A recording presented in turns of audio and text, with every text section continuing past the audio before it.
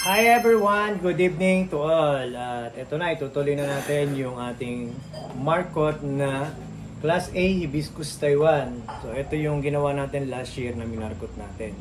Ngayon, bago tayo magsimula, so meron akong post no sa aking page.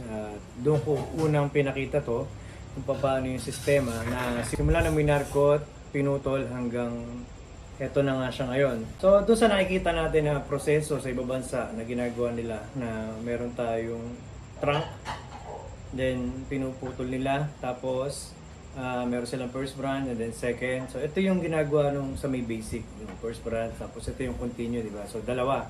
So, mapapansin nyo yun, lagi na lang ganun yung proseso na ginagawa nila na isang trunk, tapos first brand saka continue lang ng trunk ang ginagawa.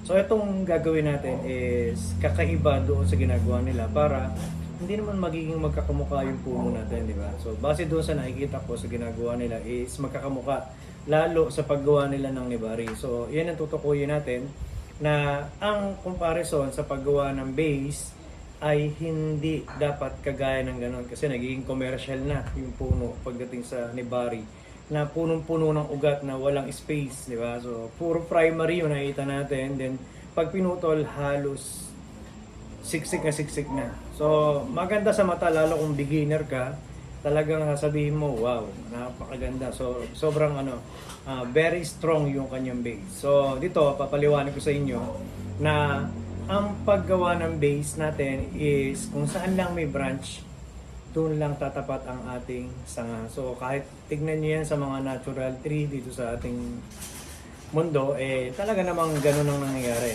Halimbawa, ito, first branch na to. Yung first branch na to, ito yung ugat niya. So ginawa natin yung ugat. Ayan. Ito nyo.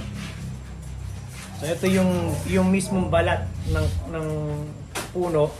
Dinidivide natin ng apat yan. So doon pumapasok ulit yung 4 o'clock, 8 o'clock, 11 o'clock, and 1 o'clock na clocking position roots naman yun. So bukod doon, pag inakyat mo siya, yun naman yung clocking position branches. Okay? So dito ngayon, sa sistema natin na to, ang kagandahan, hindi tuwid yung parte na to. So mula dito tuwid siya, then medyo nagkaroon siya ng bend, di ba? So, sinadya ko talaga yan, nung minarkot ko, doon ko talaga pinuwesto yung mismong pagmamarkot natin and then, para makuha natin yung curve na to at hindi siya tuwid, di ba? So, bukod doon, sa curve na to, nakakuha tayong isang branch. So, ito ngayon yung magiging continue ng trunk to. So, ang kagandahan niya, ang ganda, tinan nyo, may movement to, di ba? So, pagdating dito ulit, may movement, ayan. So, bali, ang first branch natin is ito. So, ang second naman natin ay ito. Ayan. Ito ngayon yung magko-continue going to apex. At ito naman yung back view. So, 4 o'clock, 11 o'clock, 1 o'clock, at 8 o'clock. So, yung apat lang na yan ang makuha nyo na may layout nyo sa baba. Yung mga susunod na mga sanga dito patutubuin natin is madali na nating makukuha yung mismong ating layout na hindi magko-cross. So yung pagkasunod-sunod ng ating layout, yung deliberation mula baba hanggang pagtaas is malinis. Magsisimula yung pinakamalinis natin na layout. Mula ni bari hanggang paikot ng sanga ng 4 o'clock, 8 o'clock, 11 o'clock, and 1 o'clock. So mamaya, so papakita ko sa inyo yung distribution ng ating branches para mas madali nyo maintindihan. Kasi marami pa rin hindi nakakaintindi dun sa clocking position branches kasi ang tingin ng clocking position branches is top view. Wala sa front, wala sa side. So, kung malalim ka na doon sa ating tinatalakay na to, maintindihan nyo na yan mga idol. Kasi kapag ka sinabing 11 o'clock, pag ito dinala to dito, ayan, dito pupunta yan sa part na to. So, pag nasa front tayo, kita siya. Di ba? So, ito naman ngayon yung 1 o'clock. Diyan pupunta yan. Ayan. So, pag nasa front tayo, kita uli siya, di ba? So, ayan, hindi na natin ito patatagalin at gagawin na natin para mas maintindihan nyo kung paano yung proseso na gagawin natin sa puno ito. From marketing hanggang magkaroon ng sanga, hanggang mag-semi-finish, hanggang mabuo natin. So, makikita natin ang pag-develop ng isang puno nito. So, dito sigurado ko marami kayong matututunan sa puno na to. So tara mga idol, workshop na natin. So ito yung sinasabi ko mga idol. No? Rice tape ang gamit natin. Then naglagay tayo ng wire doon sa ating ginrap.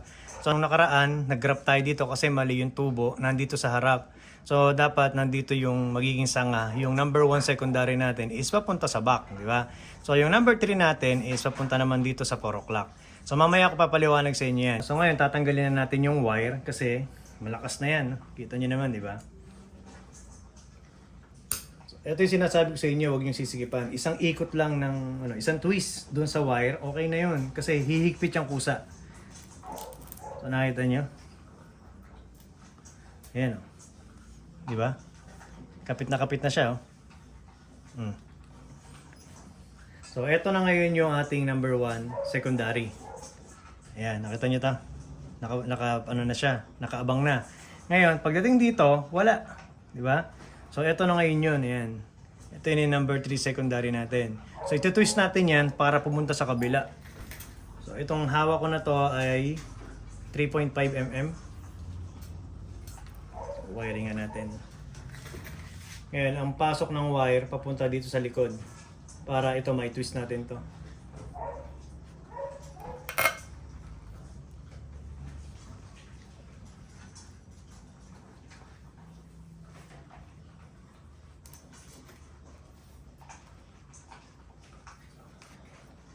Nung nakaraan pa dapat ito nagawa eh. Kaso busy, ang daming trabaho.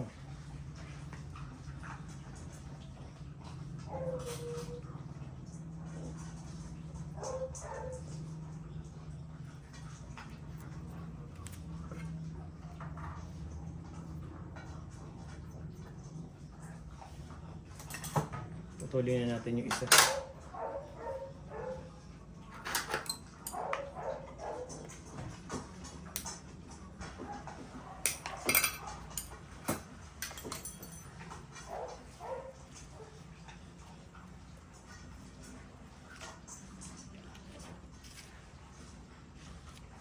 So yun. Ngayon ito, pagka nandito tayo mismo sa harap ng ating sanga, kung mapapansin nyo yung 1 ay nasa 10 o'clock siya. So ito ngayon, dadali natin to ng 11 o'clock. Itong node na to, yung number 1 secondary node. So ito naman ngayon, dadali natin to sa 1 o'clock position. So pag tinwist natin yan, kailangan natin ng pliers.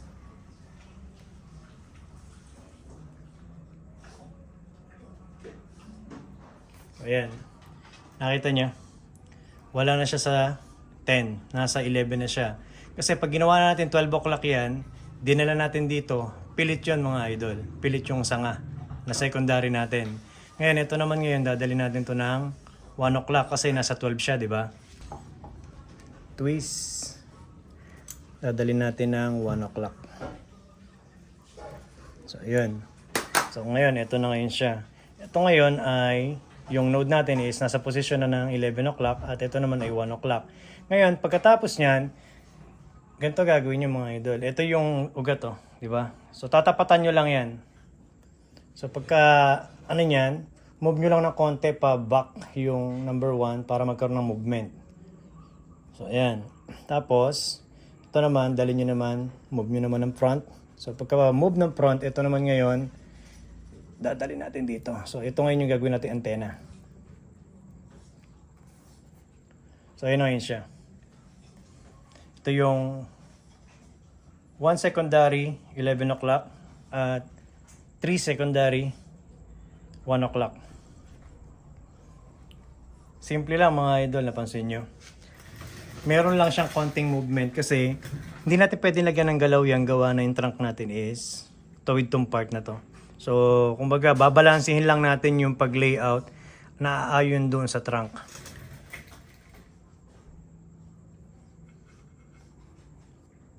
So, kung mapapansin nyo, nasa 11 and 1 o'clock yung ating secondary 1 and 3. Then, pag ito ngayon ay nag-proportion na dito, ang mangyayari ngayon dyan, magka-cutback tayo. Ang kagandahan, yung cutback natin nasa ilalim, hindi sahod ulan, di ba? Naka-layout na yung first branch natin.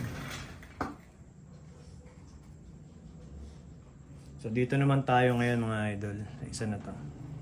So tanggalin muna natin yung wire doon sa mismo graph.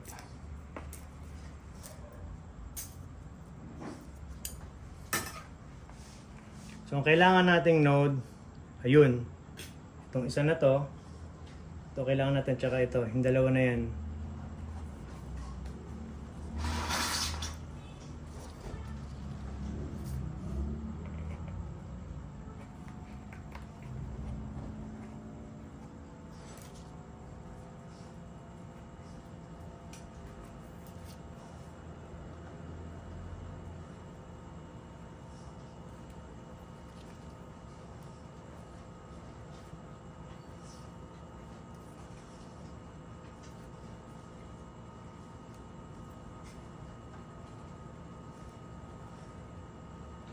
Siguraduhin yung mahigpit dyan para hindi gumalaw.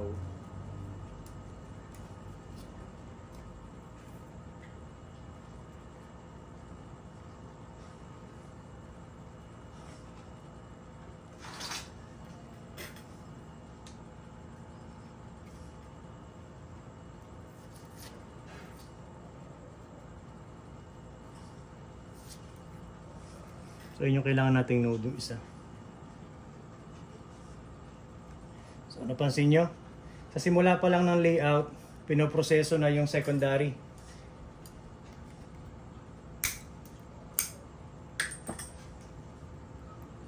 So ang mangyayari ngayon dyan, kung ang 1 ito ay nandito, yung 1 itong back natin is papunta naman doon.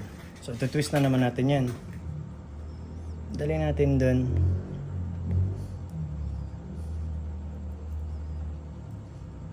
Yun.